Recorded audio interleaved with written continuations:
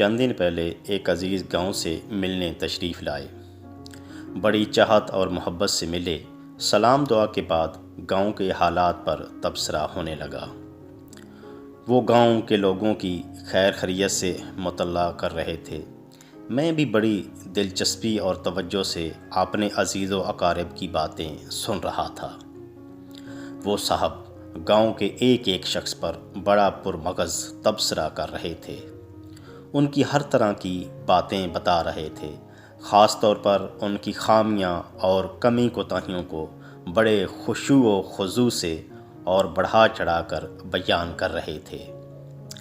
تھوڑی دیر کے بعد مجھے محسوس ہوا کہ ان صاحب کی توجہ کا مرکز لوگوں کی خامیاں ہی ہیں، اور مجھے ایک جھٹکا لگا کہ ہم تو ان لوگوں کی غیبت کر رہے ہیں، بلکہ اپنے ہی عزیزوں اور رشتہ داروں کی برائی کرنے میں مصروف ہیں۔ ان کی خامیوں کو اچھال رہے ہیں اور اس پر خوش بھی ہو رہے ہیں، اور یہ باتیں ہمیں بڑا مزہ دے رہی ہیں، کیونکہ عموماً دیکھا گیا ہے کہ دوسرے انسان کی مذمت اور بدگوئی بڑا مزہ دیتی ہے۔ بہرحال یہ احساس ہوتے ہی میں نے گفتگو کا موضوع بدلا اور دوسری باتوں میں مصروف ہو گئے۔ تو دوستو، آپ نے دیکھا کہ ہم کیسے جلد اور غیر محسوس طریقے سے غیبت جیسے برے فعل میں مبتلا ہو جاتے ہیں۔ باتوں باتوں میں ہمیں محسوس ہی نہیں ہوتا کہ ہم کب سے اس قبیح حرکت کے مرتکب ہو رہے ہوتے ہیں۔ تو دوستو، آپ کے سامنے غیبت کے حوالے سے صرف 2 پوائنٹ رکھوں گا۔ صرف 2 چیزیں آپ نے سمجھنی ہیں، جنہیں آپ نے اگر توجہ سے سن لیا تو امید ہے آپ آئندہ کے لیے اس قبیح اور برے کام میں مبتلا نہیں ہوں گے۔ تو پہلے تو ہم یہ دیکھ لیتے ہیں کہ غیبت کہتے کس کو ہیں، کیونکہ بہت سے لوگوں کے ذہنوں میں اس کا صحیح تصور نہیں پایا جاتا۔ وہ یہ سمجھتے ہیں ہم تو بالکل حقیقی اور سچی باتیں کسی کے بارے میں کر رہے ہیں، بھلا یہ غیبت کیسے ہو گئی؟ اصل میں غیبت وہ کلام، فعل یا اشارہ ہے جس میں کسی متعین غائب شخص میں موجود عیب کو دوسروں کے سامنے تحقیر و تذلیل کی نیت سے بیان کیا جائے، اور اگر اس کا علم اس شخص کو ہو تو اسے تکلیف پہنچے، اسے رنج پہنچے، اسے دکھ لگے۔ پیٹھ پیچھے ایسی برائی بیان کی جائے جو واقعتاً اس شخص میں موجود ہو، اور اس برائی کی نوعیت ایسی ہو کہ اگر وہ شخص خود سن لے تو اسے برا اور ناگوار لگے۔ برائی کو بیان کرنے کا مقصد اس شخص کی تحقیر و تذلیل اور بدنام کرنا ہو۔ اسلام میں تو غیبت کو مردہ بھائی کا گوشت کھانے سے تشبیہ دی گئی ہے۔ حضور پاک صلی اللہ علیہ وسلم سے جب دریافت کیا گیا کہ غیبت کیا ہے تو فرمایا کہ اپنے بھائی کا ایسا ذکر کرنا جو اس سے ناپسند ہو۔ پوچھا گیا کہ وہ عیب اس شخص میں فی الواقع موجود ہو تو تب بھی؟ فرمایا کہ جو عیب بیان کیا گیا ہے وہ اگر اس میں موجود ہے تب ہی تو غیبت ہے، وگرنہ تو تم نے بہتان لگایا۔ تو غیبت کے حوالے سے جو پہلی بات ہے وہ یہ ہے کہ چونکہ کسی شخص کی برائیاں بیان کی جاتی ہیں، یعنی ہماری توجہ کا مرکز اور ہماری جو باتوں کا مرکز کسی شخص کی برائیاں ہوتی ہیں، یعنی ہم منفی پہلوؤں کو ہی اجاگر کر رہے ہوتے ہیں۔ اسی طرح جو غیبت کرنے والے ہوتے ہیں وہ منفی اثرات کے گھیرے میں آ جاتے ہیں، نیگیٹیوٹی ان پر حاوی آ جاتی ہے۔ منفی اثرات سے انسان کی سوچ کا زاویہ بدل جاتا ہے، اس میں بے چینی، بے کلی، غصہ اور عدم برداشت پیدا ہونا شروع ہو جاتا ہے۔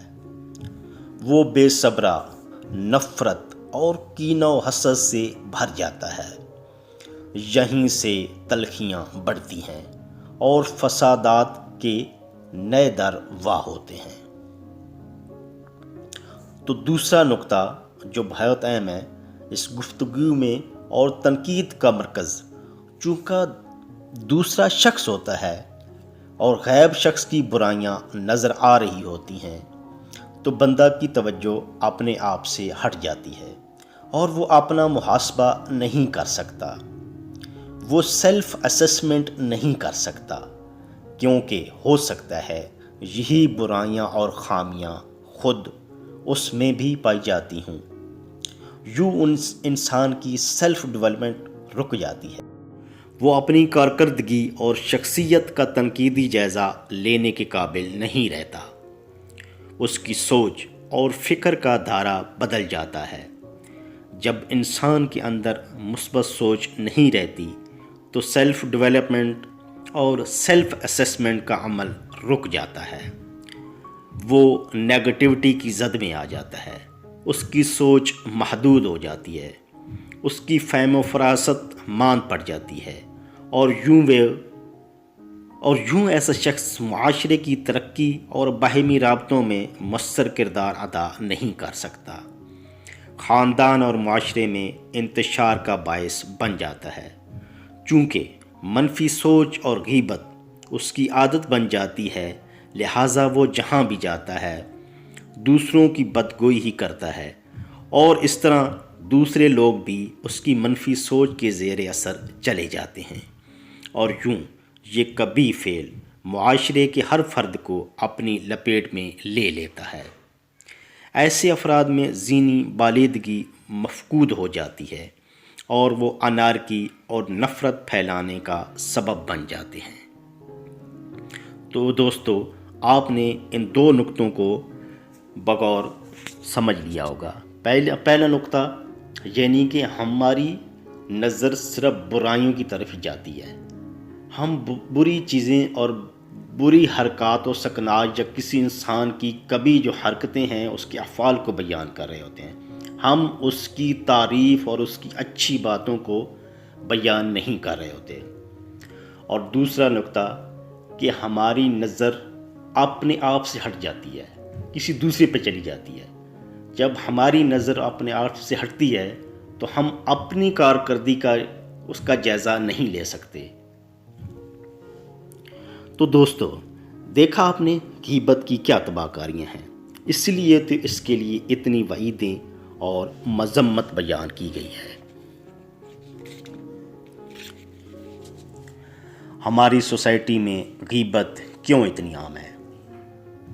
اس کی پہلی وجہ تو یہ ہے کہ ہم اپنے بھائی کی برائی اس کے منہ پر بیان کرنے کی جرات نہیں رکھتے، لہٰذا اسی طاق میں رہتے ہیں کہ کسی طرح اس کی غیر موجودگی میں اس کے عیوب اور خامیاں بیان کی جائیں۔